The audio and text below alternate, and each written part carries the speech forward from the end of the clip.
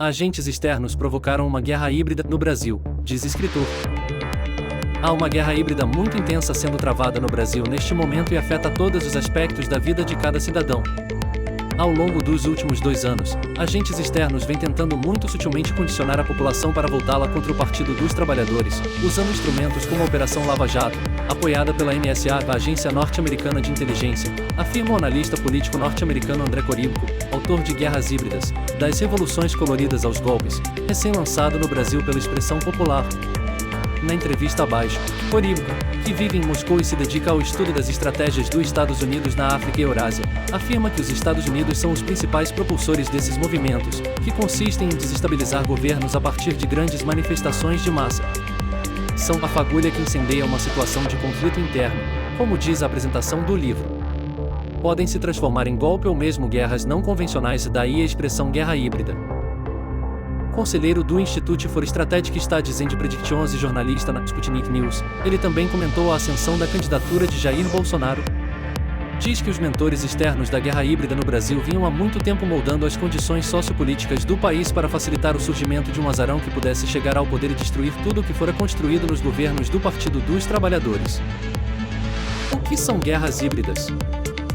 Desde o lançamento de meu livro, em 2015, ampliei minha definição para incluir o seguinte: as guerras híbridas são conflitos identitários provocados por agentes externos, que exploram diferenças históricas, étnicas, religiosas, socioeconômicas e geográficas em países de importância geopolítica por meio da transição gradual das revoluções coloridas para a guerra não convencional, a fim de desestabilizar, controlar ou influenciar projetos de infraestrutura multipolares por meio de enfraquecimento do regime, troca do regime ou reorganização do regime.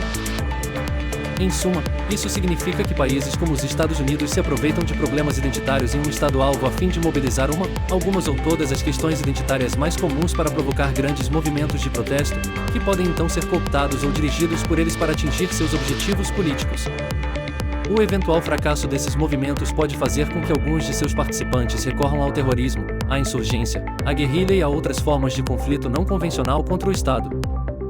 Na maioria das vezes, pelo menos no hemisfério oriental, esses fenômenos fabricados têm o efeito de dificultar a viabilização de projetos da China de implantação da nova Rota da Seda, coagindo o Estado-alvo a compromissos políticos ou mudanças de governo ou mesmo a uma secessão que pode eventualmente levar a uma balcanização.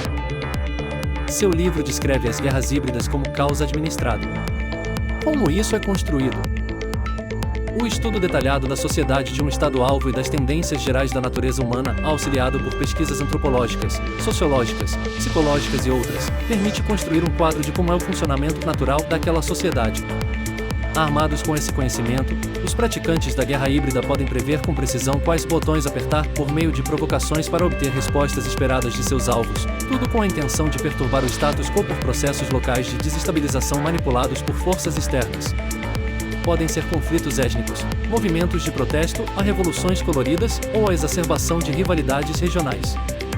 O ponto principal é produzir o maior efeito com o mínimo de esforço e, então, explorar a evolução dos acontecimentos e a incerteza crescente a fim de realizar os planos políticos. O livro descreve os Estados Unidos como propulsores desses movimentos. Por quê?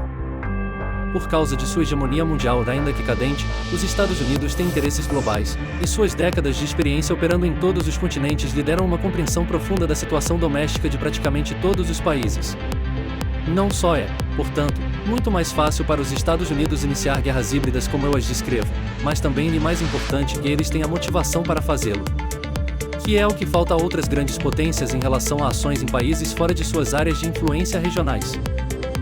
O Brasil se tornou alvo da guerra híbrida após a descoberta do petróleo do pré-sal? Na minha opinião, o Brasil se tornou um alvo desde a eleição de Lula e seu movimento em direção à multipolaridade, mas a subsequente descoberta das reservas de petróleo do pré-sal definitivamente acrescentou um novo ímpeto à guerra híbrida dos Estados Unidos no Brasil, embora apenas porque esses recursos seriam vendidos para a China. Se Lula tivesse fechado um acordo com os Estados Unidos para fornecer acesso irrestrito ao pré-sal e também permitisse que Washington aproveitasse essa vantagem para controlar o acesso da China ao mesmo, então os Estados Unidos poderiam não ter motivação para empreender uma guerra híbrida no Brasil, ou poderia ser atenuada ou adiada.